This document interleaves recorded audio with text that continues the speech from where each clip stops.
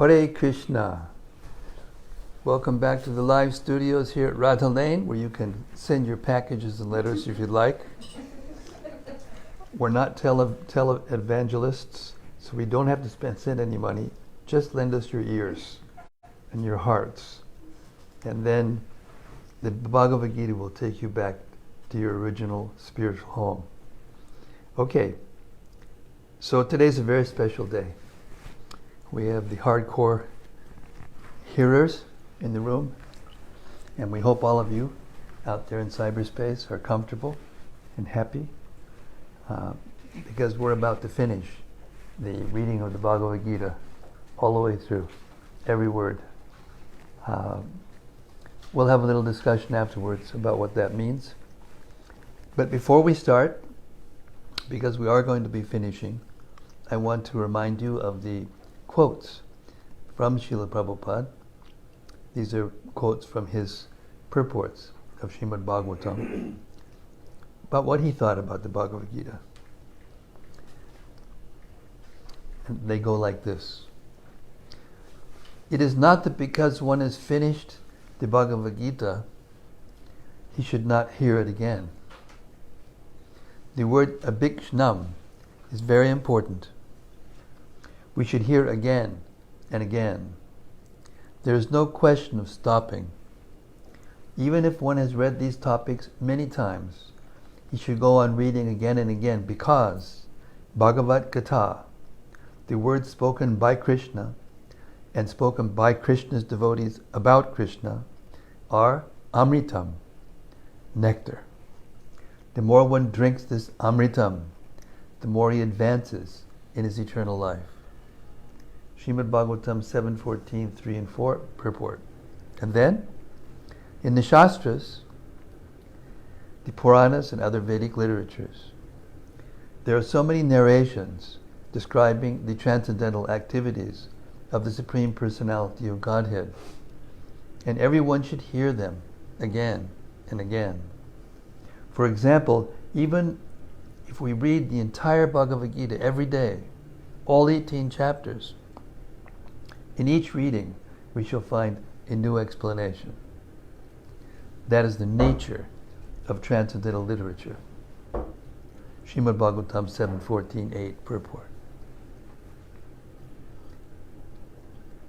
Mangalacharna prayers, creating auspiciousness, before Srila Prabhupada wrote his classic translation, purport of Bhagavad-gita.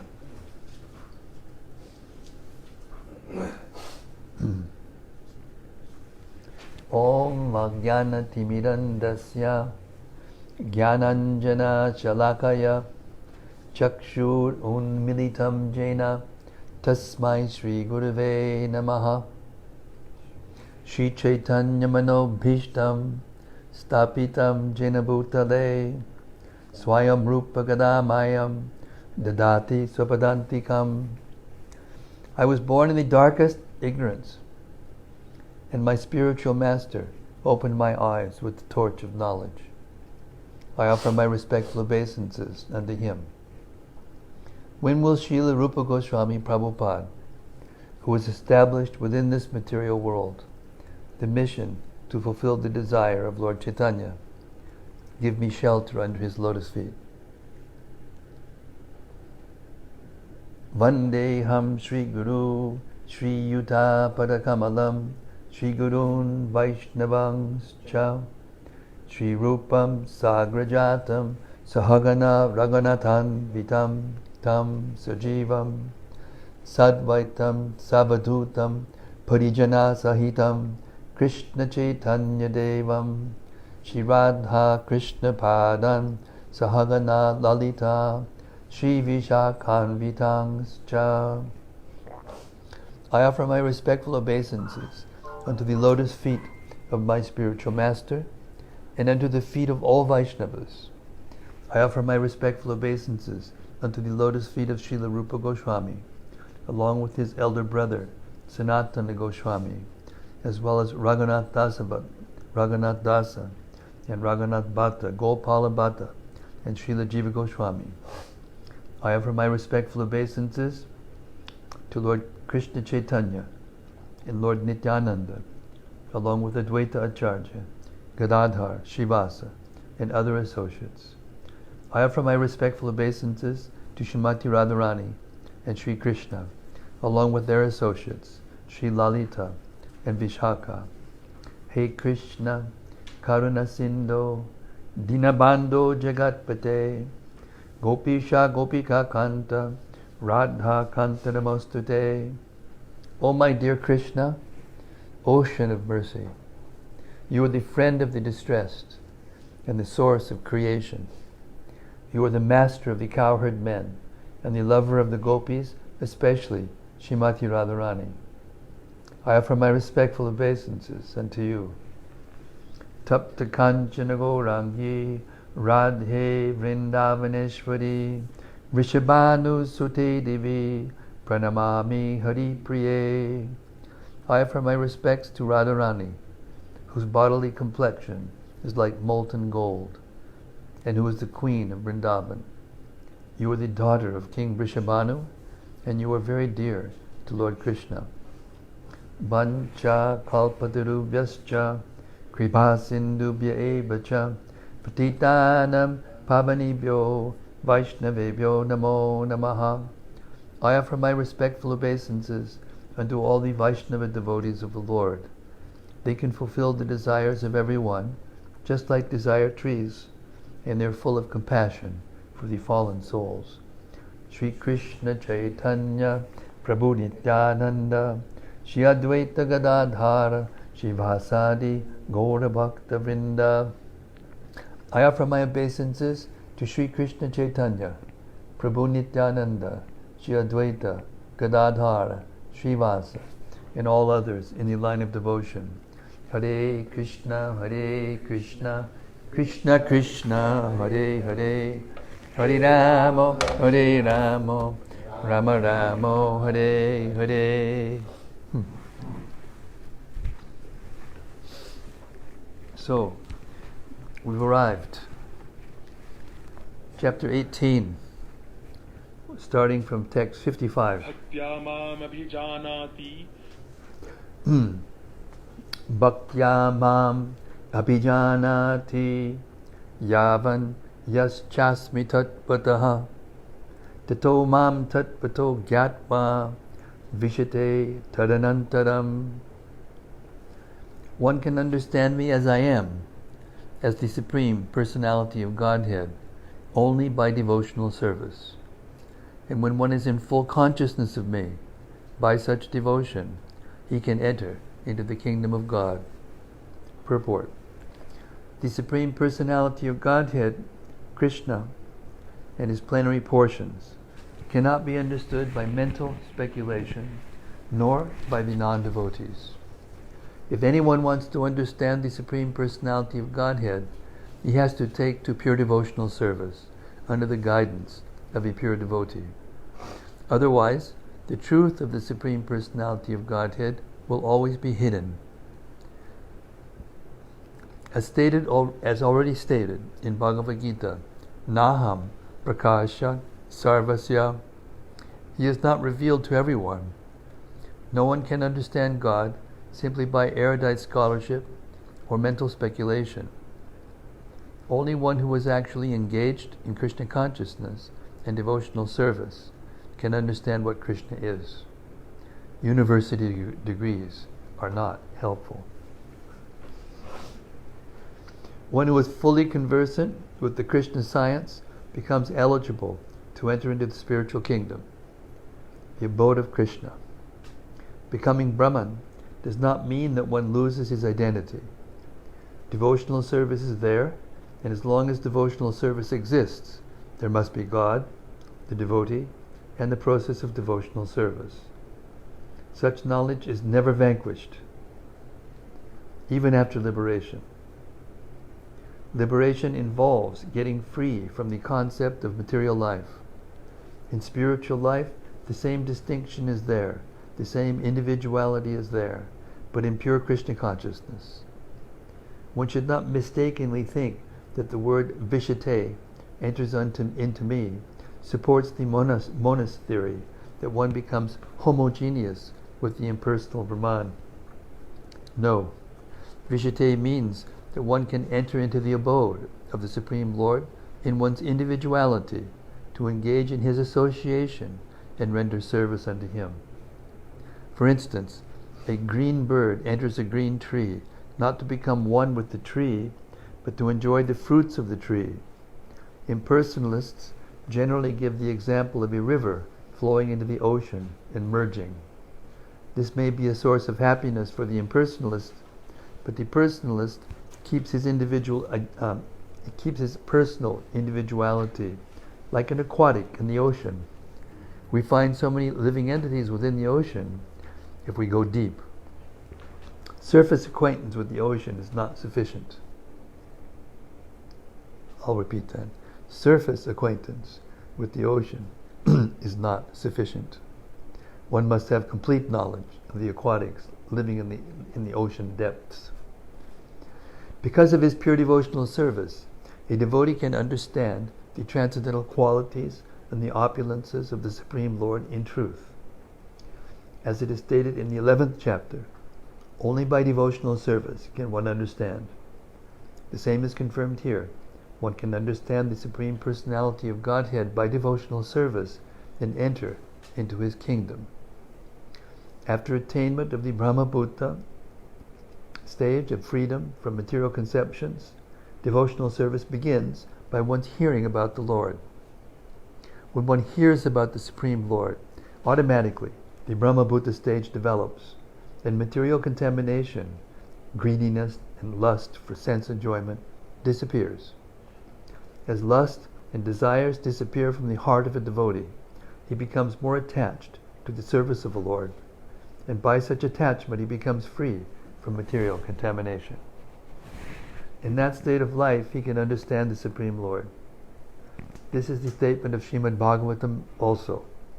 After liberation, the process of bhakti or transcendental service continues. The Vedanta Sutra confirms this, aprayanat tatrapi hidrishtam. This means that after liberation, the process of devotional service continues.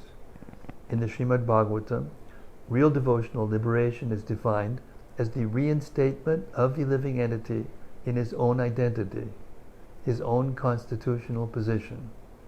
The constitutional position is already explained. Every living entity is a part and parcel, fragmental portion of the Supreme Lord. Therefore his constitutional position is to serve. After liberation, this service is never stopped. Actual liberation is getting free from misconceptions of life. Text 56. Sarva karmanyapi sada kurvano mad vyapashriyaha mad prasadat avapnoti shasvatam padamavyayam. Though engaged in all kinds of activities, my pure devotee, under my protection, reaches the eternal and imperishable abode by my grace. Purport. The word mad vyapashrayaha means under the protection of the Supreme Lord. To be freed from material contamination, the pure devotee acts under the direction of the Supreme Lord or his representative, the spiritual master. There is no time limitation for a pure devotee. He is always 24 hours a day, 100% engaged in activities under the direction of the Supreme Lord. To a devotee who is thus engaged in Krishna consciousness, the Lord is very, very kind. In spite of all difficulties, he is eventually placed in the transcendental abode, or Krishna Loka. He is guaranteed entrance there. There is no doubt about it. In that supreme abode, there is no change. Everything is eternal, imperishable, and full of knowledge. Text 57. Cetasa sarvakarmani mayi sanyasya matpadaha buddhi yogam upasritya machchita satatam bhava. In all activities, just depend upon me and work always under my protection. In such devotional service, be always conscious, be fully conscious of me. Purport. When one acts in Krishna consciousness, He does not act as master of the world. Just like a servant, one should act fully under the direction of the Supreme Lord. A servant has no individual independence. He acts only on the order of the master. A servant acting on behalf of the Supreme Master is unaffected by profit and loss. He simply discharges his duty faithfully in terms of the order of the Lord. Now, one may argue that Arjuna was acting under the personal direction of Krishna. But when Krishna is not present, how should one act? If one acts according to the direction of Krishna in this book, as well as under the guidance of the representative of Krishna, then the result will be the same. The Sanskrit word matpadaha is very important in this verse. It indicates that one has no goal in life save and except acting in Krishna consciousness, just to satisfy Krishna. And while working in that way, one should think of Krishna only. I've been appointed to discharge this particular duty by Krishna. While acting in such a way, one naturally has to think of Krishna. This is perfect Krishna consciousness. One should, however, note that after doing something whimsically, he should not offer the result to the Supreme Lord. That sort of duty is not in the devotional service of Krishna consciousness. One should act according to the order of Krishna. This is a very important point. That order of Krishna comes through disciplic succession from the bona fide spiritual master. Therefore, the spiritual master's order should be taken as the prime duty of life. If one gets a bona fide spiritual master and acts according to his direction, then one's perfection of life in Krishna consciousness is guaranteed. Text 58. Machjata sarvadurgani matprasadat turishyasi atachetvam ahankaran nasrosyasi vinakshasi. If you become conscious of me, you will pass over all the obstacles of conditioned life by my grace. If, however, you do not work in such consciousness, but act through false ego, not hearing me, you will be lost. Purport. A person in full Krishna consciousness is not unduly anxious about executing the duties of his existence. The foolish cannot understand this great freedom from all anxiety. For one who acts in Krishna consciousness, Lord Krishna becomes the most intimate friend. He always looks after his friend's comfort, and he gives himself to his friend, who is so devotedly engaged, working 24 hours a day to please the Lord. Therefore, no one should be carried away by the false ego of the bodily concept of life. One should not falsely think himself independent of the laws of material nature or free to act. He is already under strict material laws, but as soon as he acts in Krishna consciousness, he is liberated, free from the material perplexities. One should note very carefully that one who is not active in Krishna consciousness is losing himself in the material whirlpool, in the ocean of birth and death. No conditioned soul actually knows what is to be done and what is not to be done. But a person who acts in Krishna consciousness is free to act, because everything is prompted by Krishna from within and confirmed by the spiritual master. Text 59. Yad ahankaramashritya na yotsya iti manyase mityaisha vyavasayaste prakritistvam niyokshati. If you do not act according to my direction and do not fight, then you will be falsely directed. By your nature, you will have to be engaged in warfare. Purport.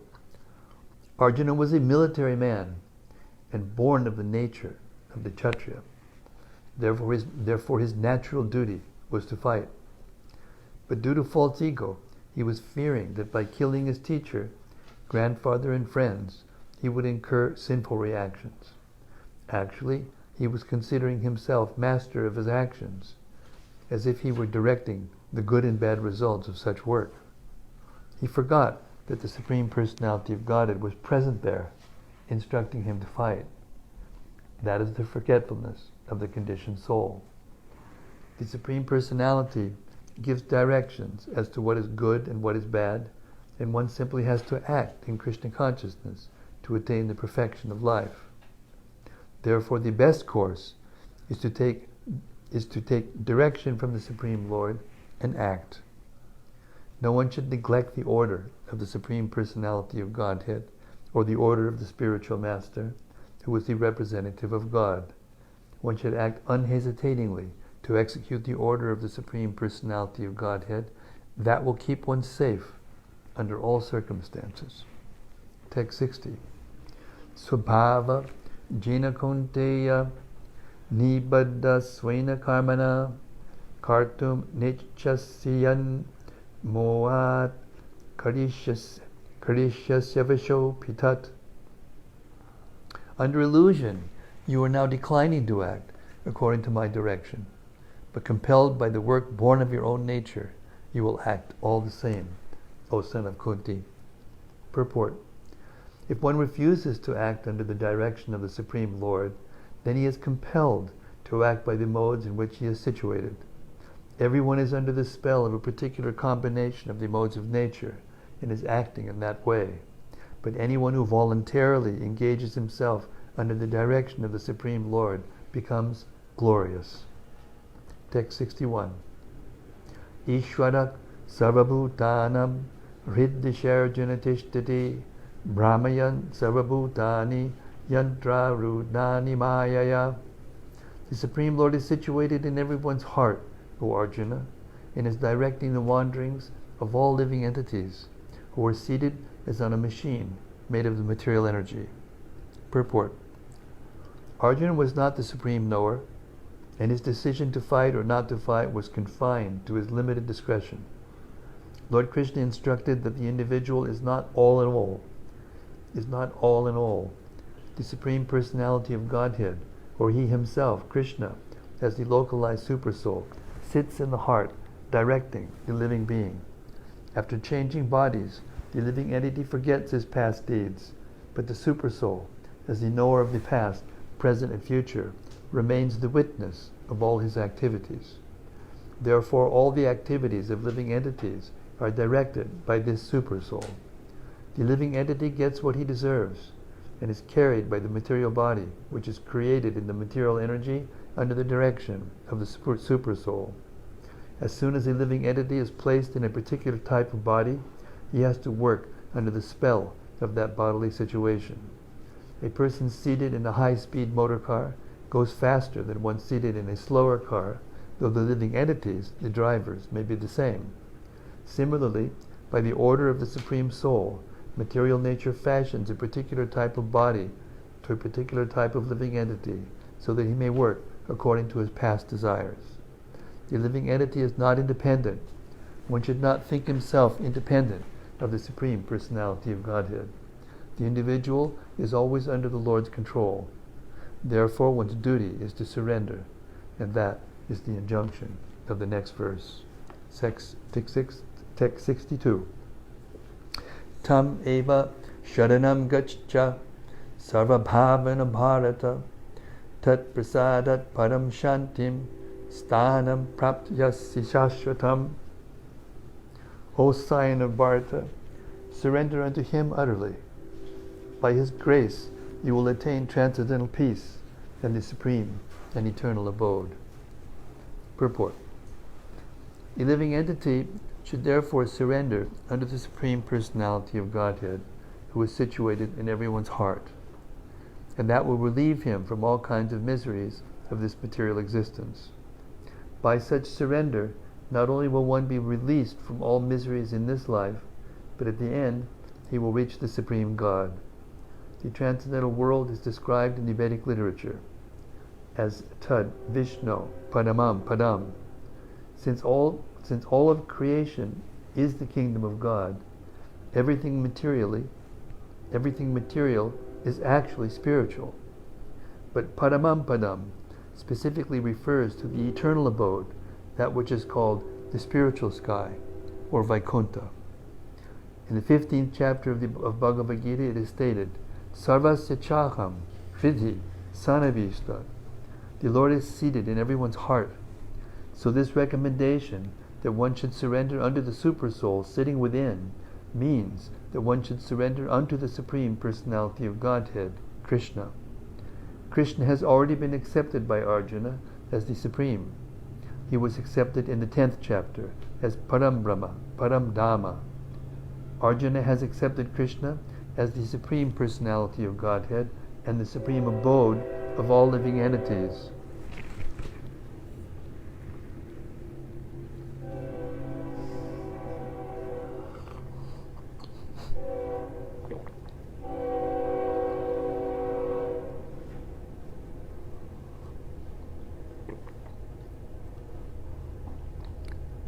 The sound of Maya trying to distract us.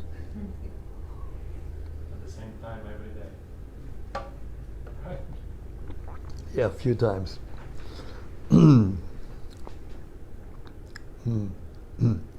Arjuna has accepted Krishna as the Supreme Personality of Godhead and the supreme abode of all living entities, not only because of his personal experience, but also because of the evidence of great authorities like Narada, Asita, Devala, and Vyasa. Text 63. Iti te jnanamakyatam guyad guyataram maya vingshriyai tad asheshena yatechasi tatakuru. Thus I have explained to you knowledge still more confidential. Deliberate on this fully, and then do what you wish to do. Krishna is so kind. He won't interfere with our independence, even after he's explained everything. We can still do what we want to do. Purport. The Lord has already explained to Arjuna the knowledge of Brahmabhuta. One who is in the Brahmabhuta condition is joyful. He never laments, nor does he desire anything. That is due to confidential knowledge. Krishna also discloses knowledge of the Supersoul. This is also Brahman knowledge of Brahman, but it is superior.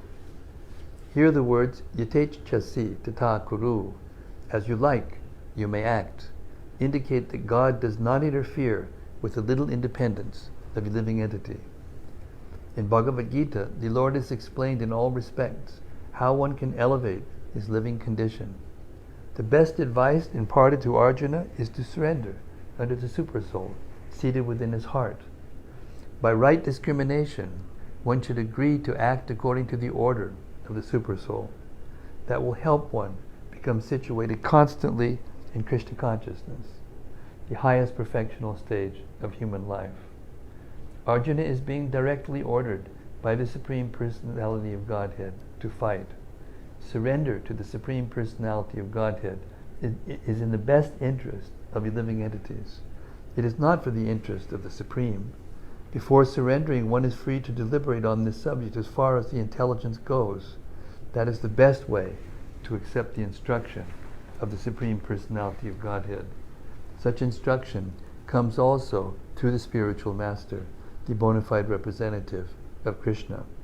Text 64. Sarva guyatamam bhuyak shrinu me paramam vachaha ishtosi me dridamiti tato bhakshami te hitam.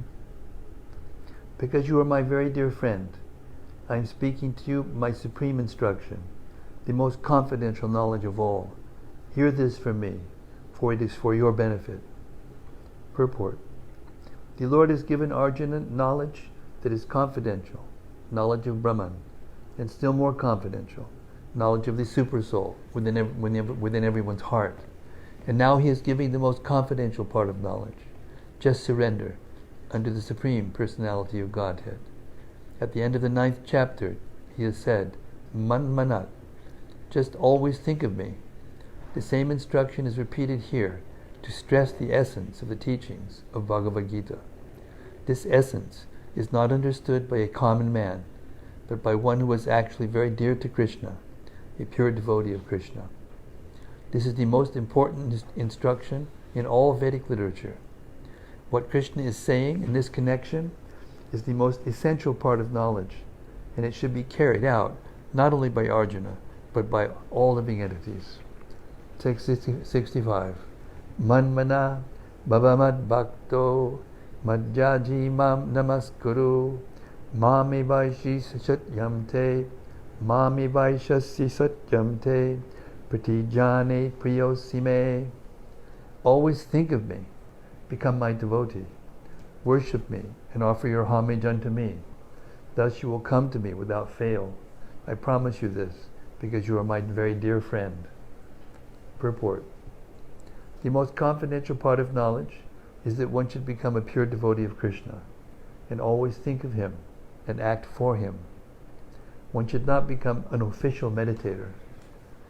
Life should be so molded, that one will always have the chance to think of Krishna. One should always act in such a way that all his daily activities are in connection with Krishna. He should arrange his life in such a way that throughout the 24 hours he cannot but think of Krishna. And the Lord's promise is that anyone who is in such pure Krishna consciousness will certainly return to the abode of Krishna, where he will be engaged in the association of Krishna face to face. This most confidential part of knowledge is spoken to Arjuna because he is the dear friend of Krishna. Everyone who follows the path of Arjuna can become a dear friend of Krishna and obtain the same perfection as Arjuna. These words stress that one should concentrate his mind upon Krishna, the very form with 2 hands carrying a flute, the bluish boy with a beautiful face and peacock feathers in his hair. There are descriptions of Krishna found in the Brahma Samhita and other literatures. One should fix his mind on this original form of Godhead, Krishna. One should not even divert his attention to other forms of the Lord. The Lord has multi-forms as Vishnu, Narayana, Rama, Varaha, and so on. But a devotee should concentrate his mind on the form that was present before Arjuna. Concentration of the mind on the form of Krishna constitutes the most confidential part of knowledge. And this is disclosed to Arjuna because Arjuna is the most dear friend of Krishna's. Text 66. Sarvadharman purityajya mamekam sharanam vraja aham tvam sarvapapebhyo mokshayishami ma shuchaha. Abandon all varieties of religion and just surrender unto me. I shall deliver you from all sinful reactions. Do not fear. Purport. The Lord has described various kinds of knowledge and processes of religion. Knowledge of the Supreme Brahman, knowledge of the Supersoul, knowledge of the different types of orders and statuses of social life, knowledge of the renounced order of life, knowledge of non-attachment, sense and mind control, meditation, and so on. He is described in so many different He is described in so many different ways, different types of religion. Now, in summarizing Bhagavad-gita, the Lord says that Arjuna should give up all the processes that have been explained to him. He should simply surrender to Krishna. That surrender will save him from all kinds of sinful reactions, for the Lord personally promises to protect him. In the 7th chapter, it was said that only one who has become free from all sinful reactions can take to the worship of Lord Krishna. Thus one may think that unless he is free from all sinful reactions, he cannot take to the surrendering process. To such doubts it is here said that even if one is not free from all sinful reactions, simply by the process of surrendering to Sri Krishna, he is automatically freed. There is no need of strenuous effort to free oneself from sinful reactions. One should unhesitatingly accept Krishna as the supreme savior of all living entities. With faith and love, one should surrender unto him. The process of surrender to Krishna is described in the Hari Bhakti Vilas. Anukulya yasya sankalpa pratikulyasya varjanam rakshishyati vishwaso goptripve varanam tadam atmanik shepavakarpanye shadvidam sharanagatihi. According to the devotional process, one should simply accept such religious active principles that will lead ultimately to the devotional service of the Lord. One may perform a particular occupational duty according to his position in the social order, But if by executing his duty one does not come to the point of Krishna consciousness, all his activities are in vain. Anything that does not lead to the perfectional stage of Krishna consciousness should be avoided. One should be confident that in all circumstances Krishna will protect him from all difficulties. There is no need of thinking how one should keep the body and soul together. Krishna will see to that. One should always think himself helpless and should consider Krishna the only basis for his progress in life. As soon as one seriously engages himself in devotional service to the Lord in full Krishna consciousness, at once he becomes freed from all contamination of material nature.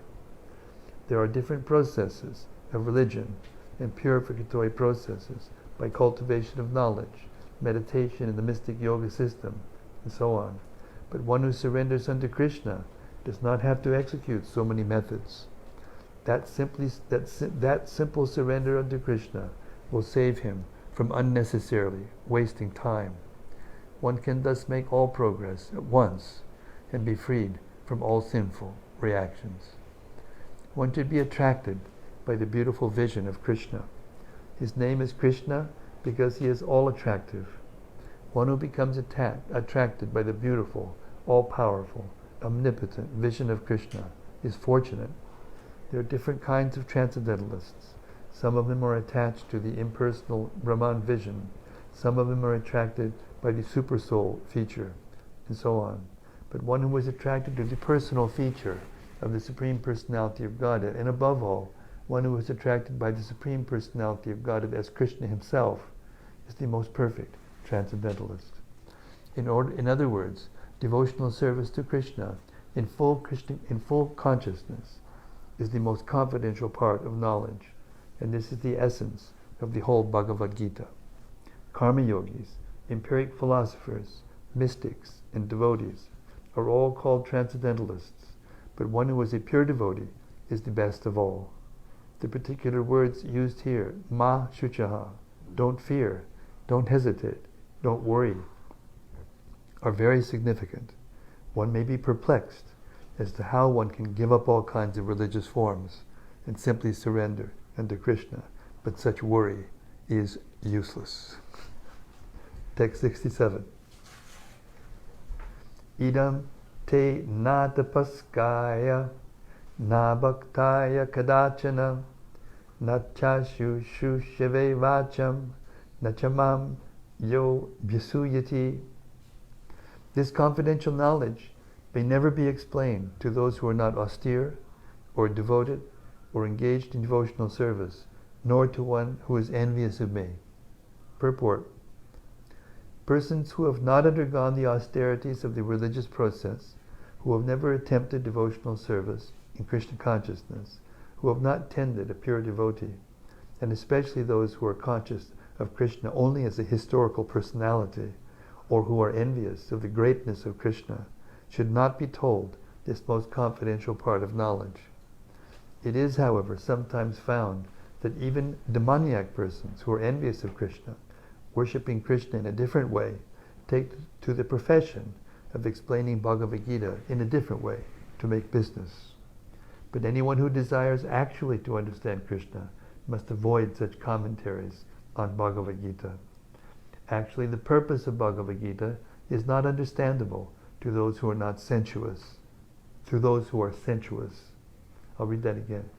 Actually, the purpose of Bhagavad-gita is not understandable to those who are sensuous. Even if one is not sensuous, but is strictly following the disciplines enjoined in the Vedic literature, if he is not a devotee, he also cannot understand Krishna. And even when one poses himself as a devotee of Krishna, but is not engaged in Krishna conscious activities, he also cannot understand Krishna. There are many persons who envy Krishna because he has explained in Bhagavad-gita that he is the Supreme and that nothing is above him or equal to him. There are many persons who are envious of Krishna.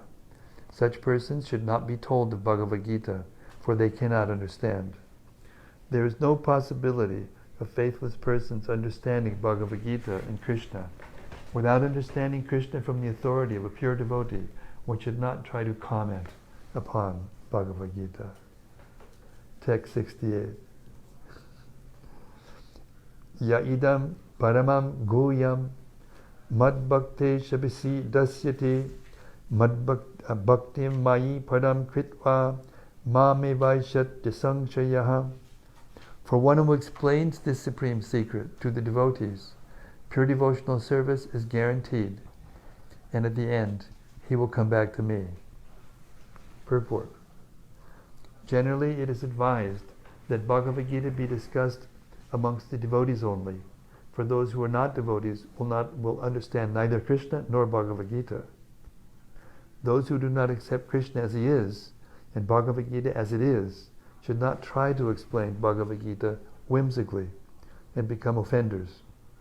Bhagavad-gita should be explained to persons who are ready to accept Krishna as the Supreme Personality of Godhead. It is a subject matter for the devotees only, and not for philosophical speculators.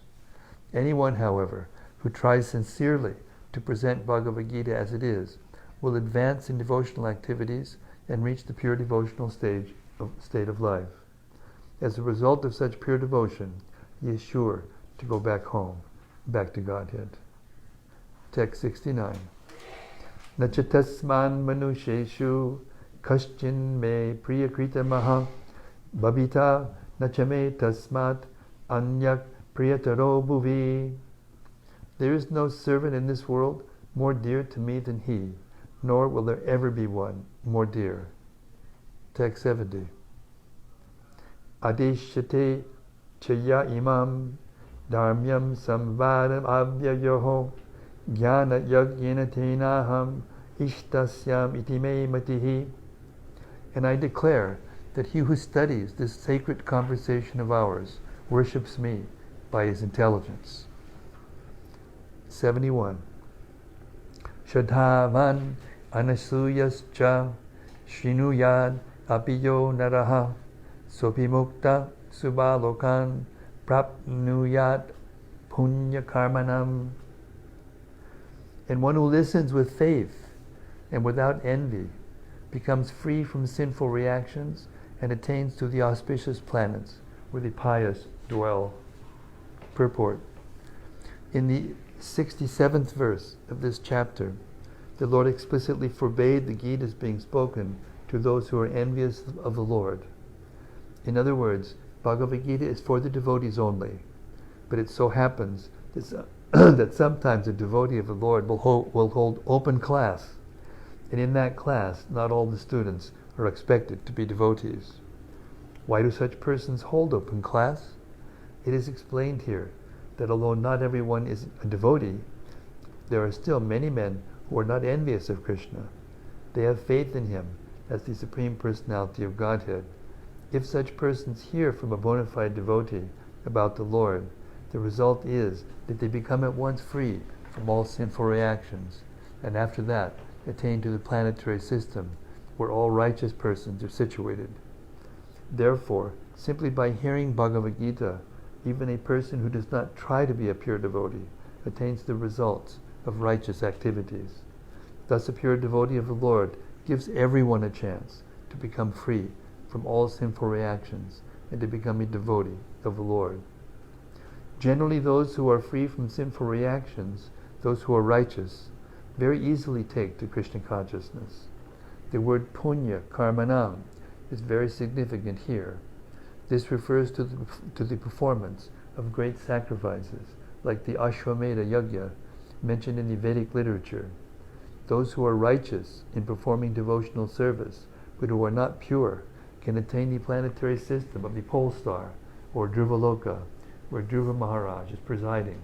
He is a great devotee of the Lord, and he has a special planet, which is called the pole star. Text 72. Kaschit etach chutam parta tvayayika grena chetasa kaschit ajnana samoha pranashtas te dhananjaya.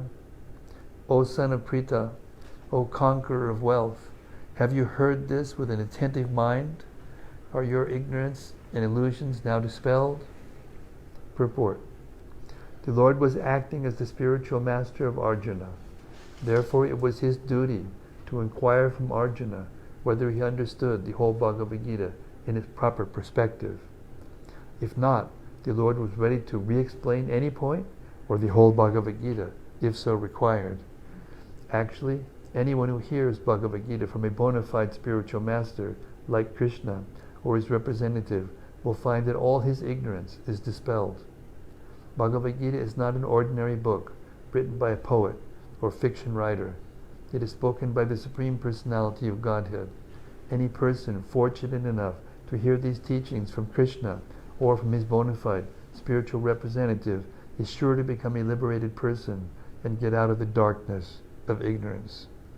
Text 73. Arjuna uvacha nashto moha smritir labda tvat prasadan mayachyuta stitosmi gada sandeha karishe bachanam tava. Arjuna said, "My dear Krishna, O infallible one, my illusion is now gone. I have regained my memory by your mercy. I am now firm and free from doubt, and am prepared to act according to your instructions." Purport. The constitutional position of a living entity, represented by Arjuna, is that he has to act according to the order of the Supreme Lord. He is meant for self-discipline. Sri Chaitanya Mahaprabhu says that the actual position of the living entity is that of eternal servant of the Supreme Lord. Forgetting this principle, the living entity becomes conditioned by material nature. But in serving the Supreme Lord, he becomes the liberated servant of God. The living entity's constitutional position is to be a servitor. He has to serve either the illusory Maya or the Supreme Lord. If he serves the Supreme Lord, he is in his normal condition. But if he prefers to serve the illusory external energy, then certainly he will be in bondage. In illusion, the living entity is serving in this material world. He is bound by his lust and desires, yet he thinks of himself as master of the world. This is called illusion. When a person is liberated, his illusion is over, and he voluntarily surrenders unto the Supreme to act according to his desires. The last illusion, the last snare of Maya, to trap the living entity, is the proposition that he is God. The living entity thinks that he is no longer a conditioned soul, but God.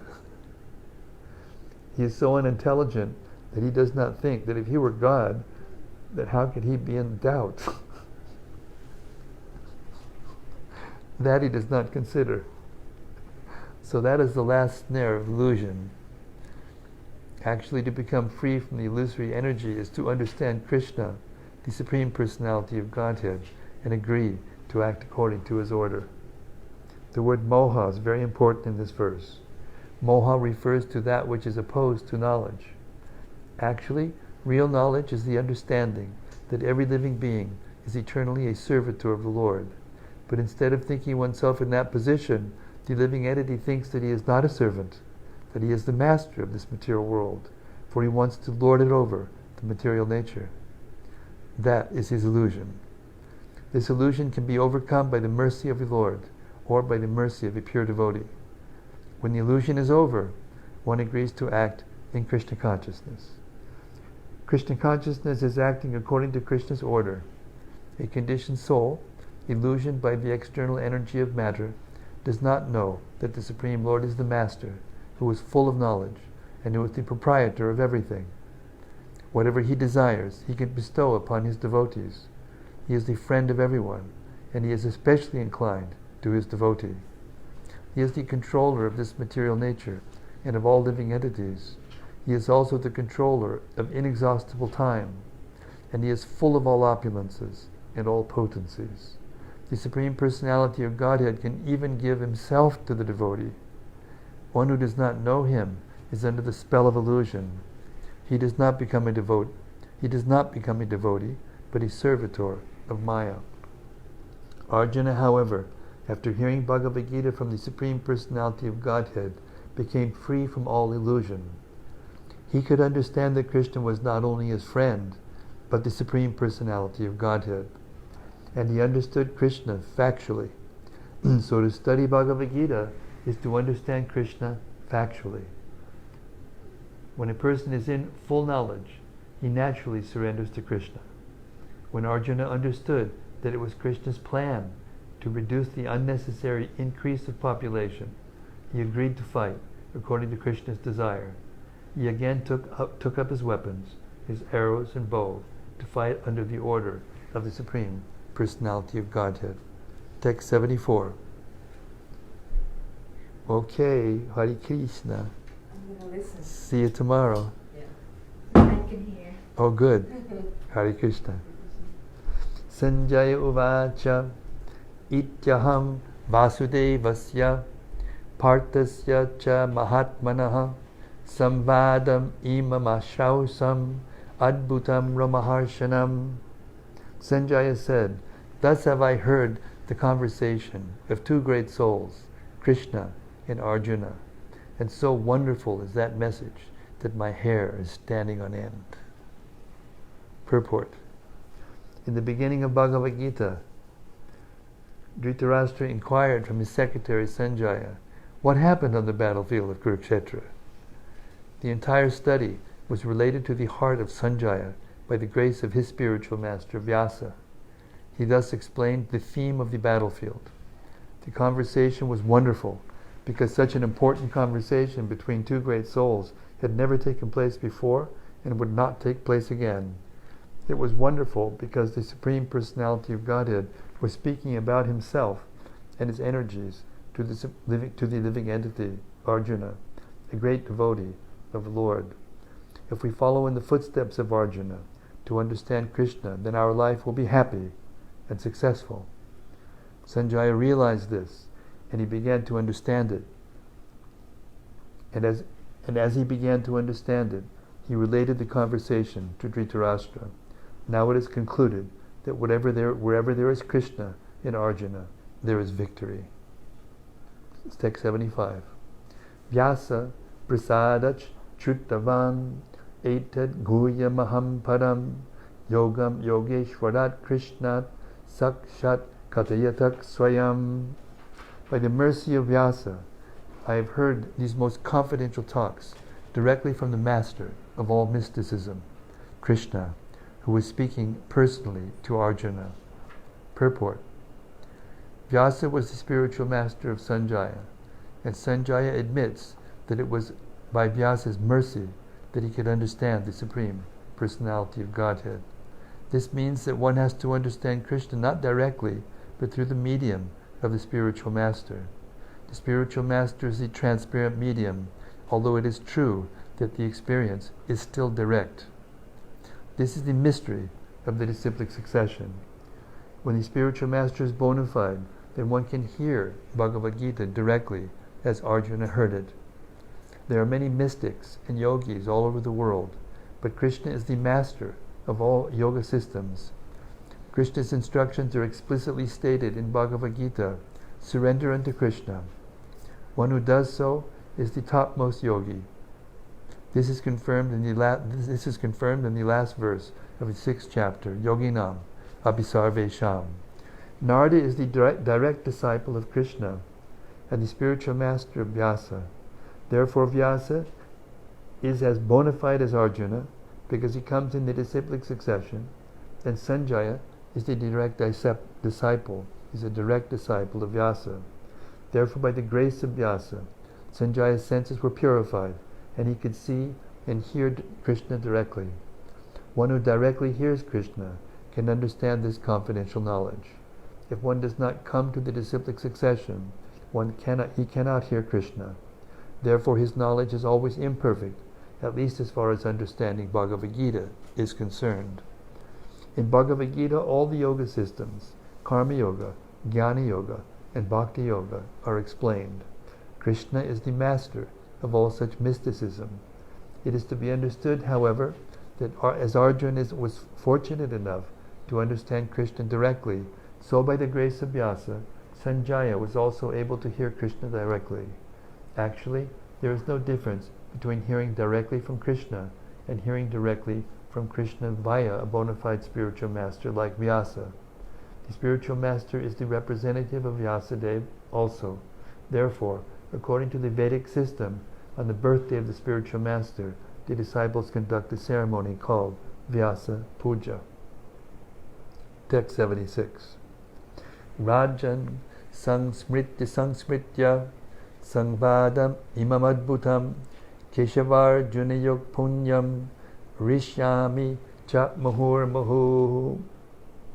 O King, as I repeatedly recall this wondrous and holy dialogue between Krishna and Arjuna, I take pleasure being thrilled at every moment. Purport. The understanding of Bhagavad-gita is so transcendental that anyone who becomes conversant with the topics of Arjuna and Krishna becomes righteous, and he cannot forget such talks. This is the transcendental position of spiritual life. In other words, one who hears the Gita from the right source, directly from Krishna, attains full Krishna consciousness. The result of Krishna consciousness is that one becomes increasingly enlightened, and he enjoys life with a thrill, not only for some time, but at every moment.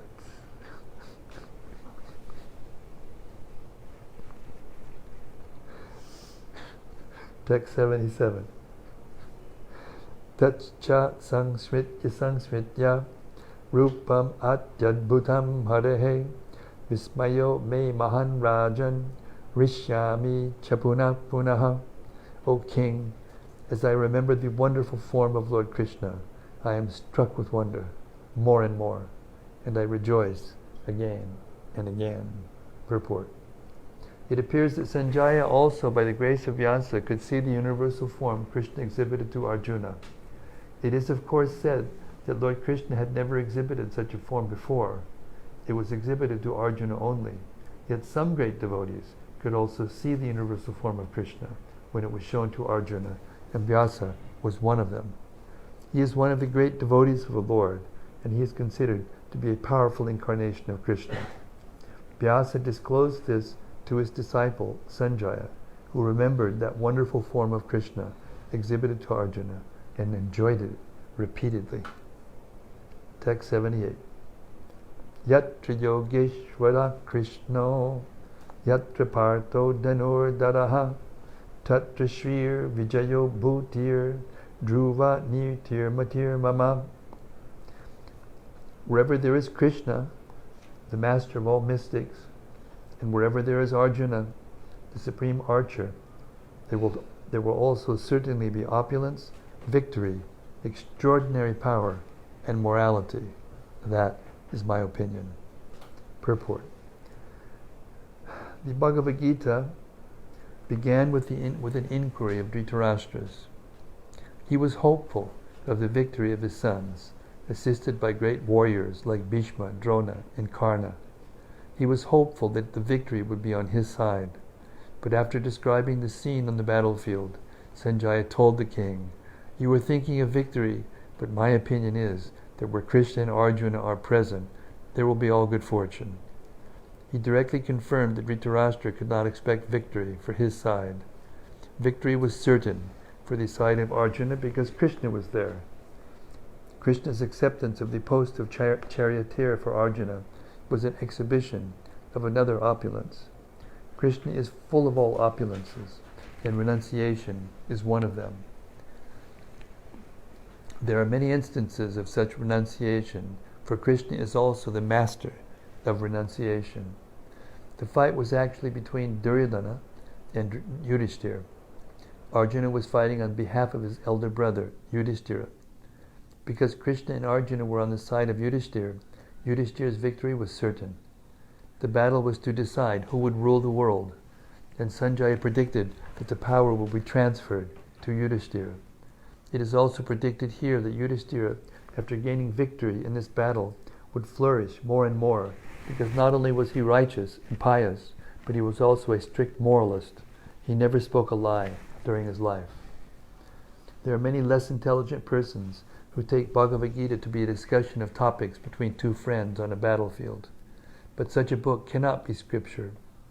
Some may protest that Krishna incited Arjuna to fight, which is immoral. but the reality of the situation is clearly stated. Bhagavad-gita is the supreme instruction in morality. The supreme instruction of morality is stated in the 9th chapter, in the 34th verse. Manmana, bhavamad bhakta. One must become a devotee of Krishna, and the essence of all religion is to surrender unto Krishna. Sarvadharman, parityaja, mamekam, sharanam braja.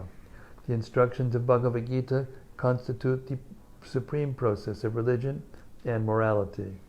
All other processes may be purifying and may lead to this process, but the last instruction of the Gita is the last word in all morality and religion. Surrender unto Krishna. This is the verdict of the 18th chapter.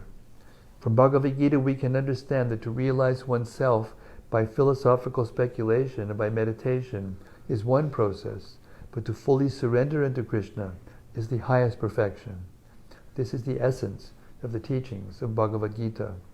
The path of regulated principles according to the orders of social life and according to the different courses of religion may be a confidential path of knowledge.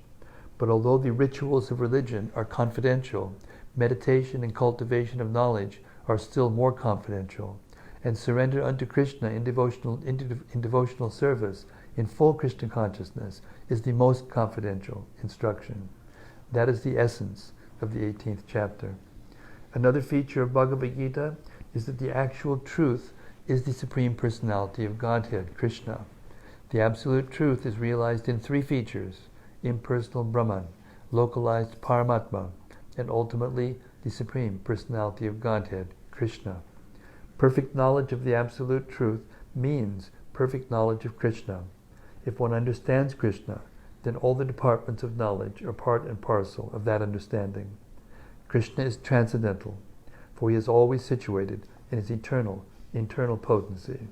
The living entities are manifested of his energy and are divided into two classes: eternally conditioned and eternally liberated.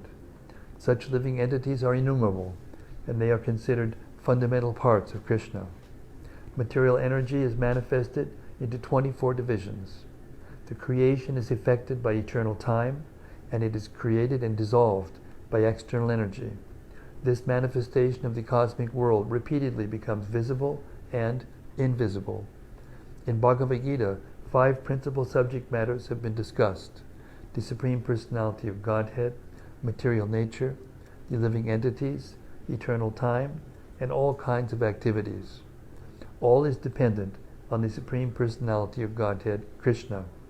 All conceptions of the Absolute Truth, impersonal Brahman, localized Paramatma, and any other transcendental conception exist within the category of understanding the Supreme Personality of Godhead. Although superficially, the Supreme Personality of Godhead, the living entity,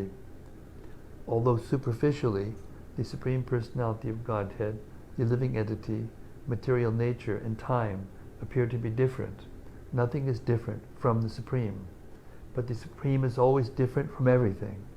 Lord Chaitanya's philosophy is that of inconceivable oneness and difference. This system of philosophy constitutes perfect knowledge of the Absolute Truth. The living entity, in his original position, is pure spirit. He is just like an atomic particle of the Supreme Spirit. Thus Lord Krishna may be compared to the sun, and the living entities to sunshine. Because the living entities are the marginal energy of Krishna, they have a tendency to be in contact either with the material energy or with the spiritual energy.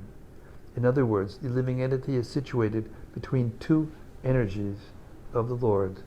And because he belongs to the superior energy of the Lord, he has a particle of independence. By proper use of that independence, he comes under the direct order of Krishna. Thus he attains his normal condition in the pleasure-giving potency. Thus end the Bhaktivedanta purports to the 18th chapter of the Bhagavad-gita in the matter of its conclusion, the perfection of renunciation. Hare Krishna.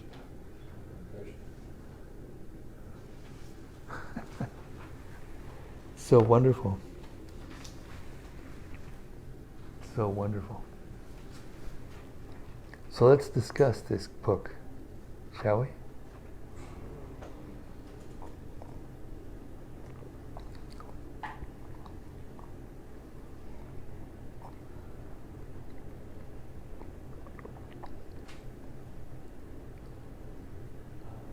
What is always fascinating to me is that This is Bhakti-Antonio is speaking. What is most fascinating to me is these instructions have been with us for a long time. that these instructions have been with us for a long time. And it's all here. And it's all here. Manual for life. Manual for life. So now the next question is, what are you going to do about it? Keep reading it. Good idea. Keep reading, applying what is written. Good idea. It's clear. It is clear. Yeah. Clear what the message. Keep coming to see the deity. Keep chanting his holy name. Keep offering whatever you eat to him before you eat. Give something. Give a flower.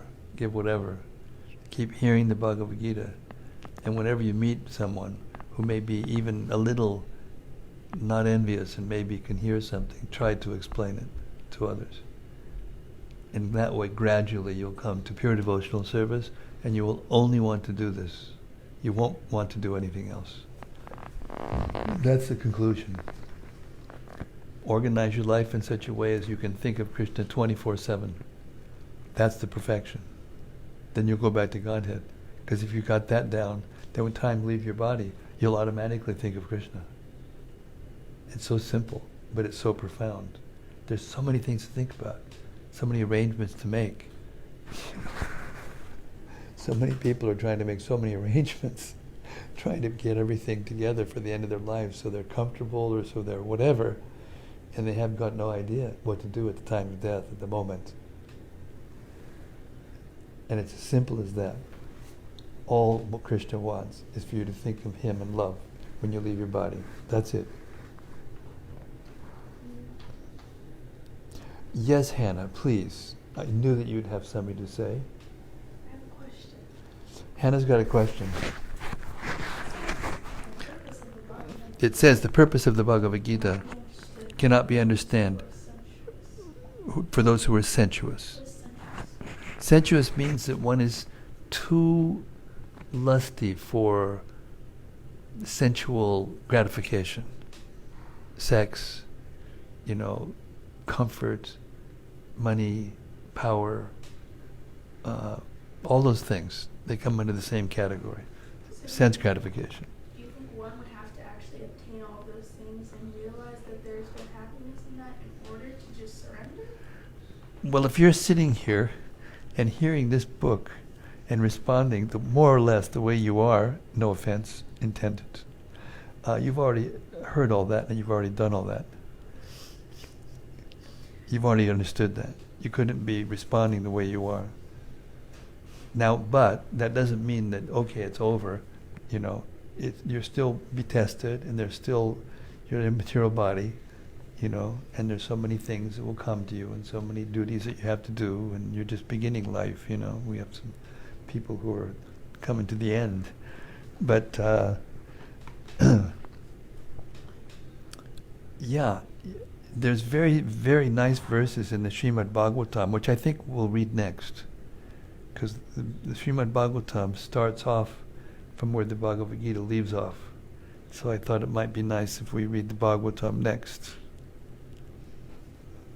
So there's many, many nice verses in the Bhagavatam, that describe how one can be Krishna conscious in all situations of life. There's no situation of life that you can't be Krishna conscious in. So the teachings of the Gita are just to teach us how to be Krishna conscious. And Srila Prabhupada, frankly, came, and I am trying to be his representative, and I'm trying to follow his desire, his order and his desire, to convince as many persons as I can that I meet to come into this movement and join us and try to help spread this movement. Because as we remember, what verse was it? 68? and 69 in that chapter. Read the 68th and 69th verse of the chapter. Go ahead, Hannah, you read it. Just the bolded part? Yeah, just the English. 68. For one who explains the supreme secret to the devotees, your devotional service is guaranteed, and at the end he will come back. Next verse. There is no servant in this world who will even keep, nor will there ever be one more. So that's the essence of life, is to please God. And once we realize that actually Krishna is God, is the Supreme Personality of Godhead, the supreme manifestation of God, the supreme absolute truth, the supreme authority, and you find out what pleases Him the most, then you should do it. As simple as that. And everything else that you can imagine to attain in life, you will attain it without separate endeavor. It doesn't mean like, things fall from the sky or anything. There will be sequences of events and you'll be there and you'll be involved and everything. But they will be organized and arranged by the Super Soul, who's actually controlling everything. By time. Krishna is time. Literally. And actually there's a verse in the Gita that says, Ananya chetat satatam yomam smariti nityasa tasyaham na pranashami sachame na pranashati. There's two verses that get mixed up. But anyway, he's saying that if you just worship me purely without any other desire, then I make up for whatever you lack, and I preserve whatever you lack, rather, and I make up whatever you lack, and I preserve what you have. All the things that you need to maintain yourself and to have a nice life, it's all being given to you by Krishna. Through time and through the material energy, and through the other souls. So if you please Him like that, in a way that no one can please Him more, then He's the Supreme Father, so He'll provide everything. I've seen countless examples of the devotees. Exactly. They don't even worry. Anything, it's just come. Come, that's right. And then whenever they come, they don't think that they did it at all. They just, that was Krishna. Oh, Krishna. Exactly. I mean, I can tell you honestly and truly, I haven't had a job for more than 50 years. I haven't earned any money in 50 years. And wherever I have to go, somehow or other I get there. If I need something for my service, not for sense gratification, but for service, it's there. I got sick last year. I practically left my body, and these devotees took care of me like nobody can take care of a person like He took care of me. It was amazing. Saved my life.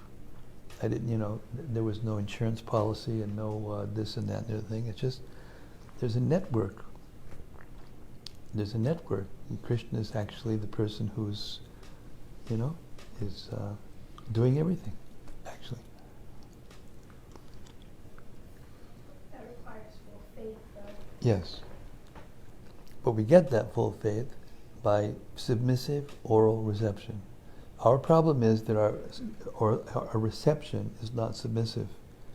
We've heard so many things in this life and other lives, and we've come to so many other conclusions, and therefore, when we hear it, it's conditional.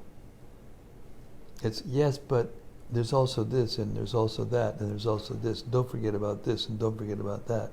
And therefore, you can't hear the sound direct into the heart. It goes into the mind, and then it gets fooled with the mind. That's the secret.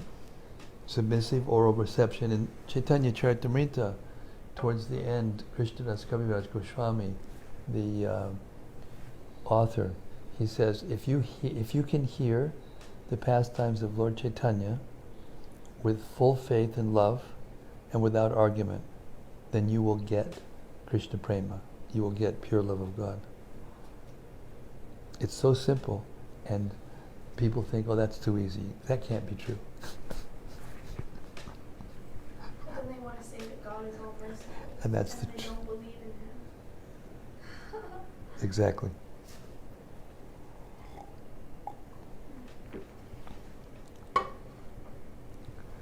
Yes. I've been waiting for this from Dr. John. Go ahead. There's one verse that stuck out in Dr. John's mind. In the purport. In the purport. On the end at the end of 66. End of 66. Don't fear, don't hesitate. Don't fear, don't hesitate. Don't worry. Don't worry. And then it goes, are very significant. One may be perplexed as to how one can give up all kinds of religious forms. One may be perplexed as to how one can give up all religious forms And simply surrender to Krishna. and simply surrender to Krishna. But such worry is useless. But such worry is useless. Now, if you think about it, I mean, just in another context, same idea. I can't count the number of times I've been worried about something, and then it just, over time, it just works out, and then I realize all that worry I was doing was just useless. It didn't help at all. It didn't get it done, and it just made me suffer until it did get done, and I didn't have anything directly to do with getting it done. I wrote down yesterday that Hannah wrote down yesterday that whenever you're absorbed in Krishna, whenever you're absorbed in Krishna, you have mental serenity. you have mental serenity. That's right. Correct. Simple for the simple, Prabhupada used to say, and difficult for the crooked. It seemed like you could just kind of get into a person's mind right there. It's like, how do you know what I was thinking? I think that about Maharaj. It was. Oh. Yeah, because, Krishna's there in the heart. And it's not that the spiritual master is Krishna in the sense that he knows everything that Krishna knows all the time. That's not true. The spiritual master is a individual soul. He's not the supreme soul, Krishna. But because Krishna is in his heart, and because the spiritual master has dedicated his life completely to giving Krishna to others and to bringing people to Krishna, which is what Krishna wants, according to this verse, and according to so many other instructions and advice and things that he said in the Vedas. The spiritual master is very dear to Krishna, and therefore, when the spiritual master needs to know something about the person or about a situation, he gives it to him. That's how it works. Honestly, that's how it works. Instrument. Huh? A divine instrument. Trying. So,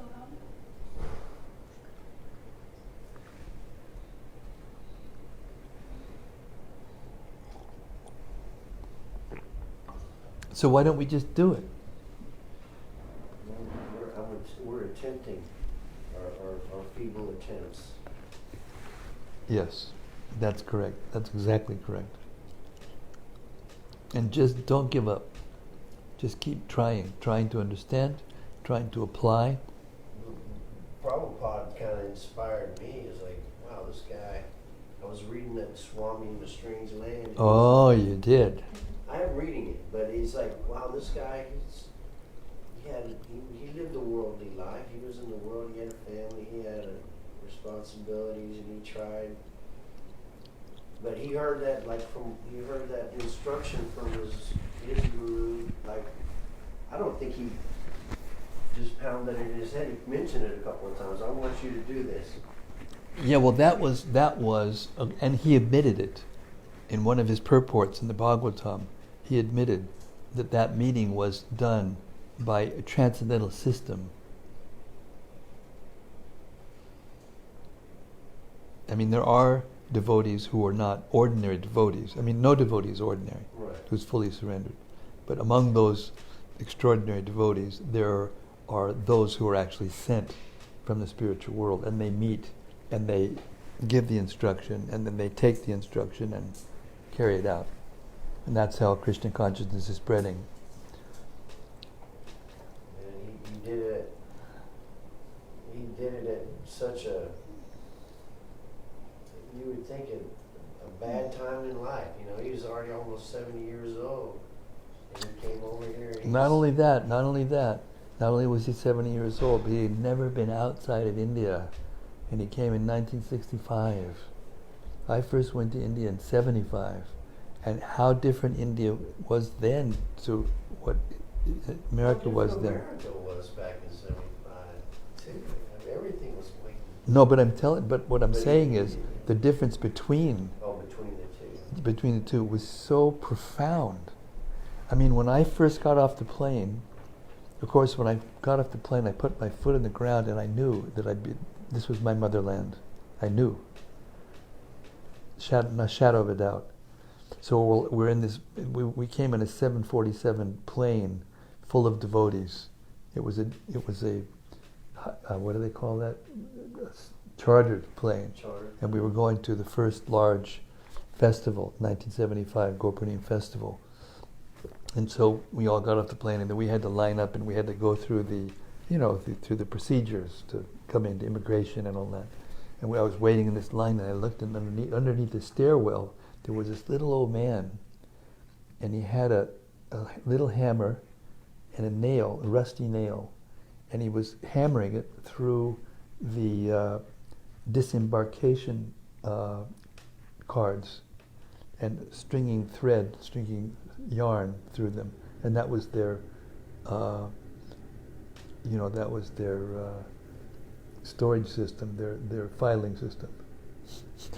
And I thought, God.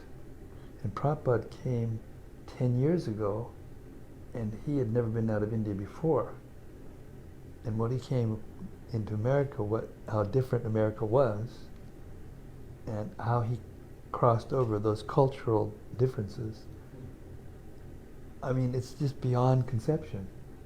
You know, and also beyond conception. He was trying to reach India through America, I think, too. Because he knew that the Indian people had lost something of what they originally had. He said, they all want to be... Keep reading that book, take John. Something from America. And he kind of went through the back door and came back around and fed it right back to him. Boom, boom, bam. Exactly. And not only that, but he actually said it just exactly like that. He didn't say boom, boom, man, but he said exactly the same idea in a different language. And I've had people comment to me on that from, even at the Jagannath Festival, it was brought up. We were discussing it from a group of people that was coming there, like they were like real appreciative of how, their culture was being respected, they felt, and how, they felt proud that something of their culture was being, celebrated. Yes, exactly. But what made it even more meaningful was Prabhupada tried to spread it there in India. And he was not an ordinary person. He was an aristocrat. He was a greatly learned person. He was eloquent in writing and in speaking. It's not that he just became eloquent when he came here. He was eloquent there also. Yeah. And he couldn't get anyone to cooperate with him. It was such a daunting thing that he was proposing. I don't think people you can't do that. Exactly. That's exactly what Srimati Moraji said, who gave him the steam It's too ticket. cold in New York. You won't be able to live, and no one will listen to you anyway. Yeah. I'm going to finish the book before I comment too much on it, but I was like, I'm kind of curious as to. I want to finish it. What happened with his family and stuff, and how he was accepted when he went back after he had maybe some. Do you get to the point yet where he went to America? Yeah, just right there, right now. He's crossing right now, and I was born in August of '65. Mm. I was born in August of '46. No, it's like you're thinking to yourself, I don't know. I was thinking August was might be a little auspicious there. Yeah. Yeah. He came over. I don't know if he arrived on the 13th or left on the 13th. I think he left on the 13th. And he went to the samadhi or the tomb of his spiritual master to beg for power, for spiritual strength. And he went also to the house of Advaita Acharya, who had called for Lord Chaitanya. Anyway, there were some personalities who saw him there, who had seen him going there before he took the renounced order, and they were amazed. And then when he came back, they were amazed from America when he came back.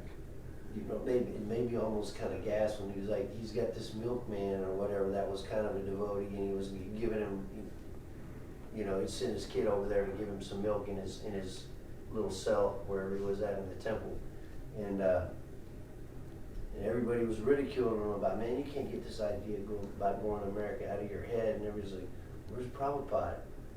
He went to America. He went west. He's gone. It's like, what? Yeah, that was the last statement before the next section of the book. Yeah. Very, very well written, that book. Yeah. It is so well written. One of the best written books I've ever read. I'm going to write a letter to him, my friend, Yogeshwar. All right, so the Bhagavad-gita, we have to keep reading it, and we have to keep trying to understand it, and we have to follow it. We have to actually follow it. And aspire, the first thing we have to do is aspire after those items in the 13th chapter, the items which together form knowledge. We have to aspire after those, the process of knowledge, because that's the way we can get out of the entanglement of material existence. And in the 16th chapter, the first three verses list the divine qualities, and we have to pray to be able to, you know, what's the word? Awaken those qualities. I pray that those qualities be awakened in us so that we can help others. You know, whatever we're doing in Krishna consciousness, whatever gifts we're being given, is to be able to help others, to be able to give Krishna consciousness to others. Okay, Hare Krishna. I'm going to stop now because I have to we did 51 pages, by the way, today. We recorded 51 pages today of the Chaitanya Charitamrita, and I have to do the same thing tomorrow morning, and I have to preserve my voice. The voice has to be just right. Yeah, just right. So thank you very much. I get so much inspiration by seeing you, new devotees, Western devotees coming. This is Prabhupada's movement. This is his mission. This is his desire. There's nothing pleased him more to see people come and become Krishna conscious and get this blissful happiness and then join us and help to give this happiness to others. So thank you so much, and please continue. All of those out in cyberspace, I'm going to start tomorrow reading the Srimad Bhagavatam. So please join us. Share and care. Share by caring. Share by caring. Caring by care by sharing. And we'll see you tomorrow. Srimad Bhagavad-gita ki jai. Srila Prabhupada ki jai. Gaur Premanandi. Hari Hari Bol. All glories to the assembled devotees. Hare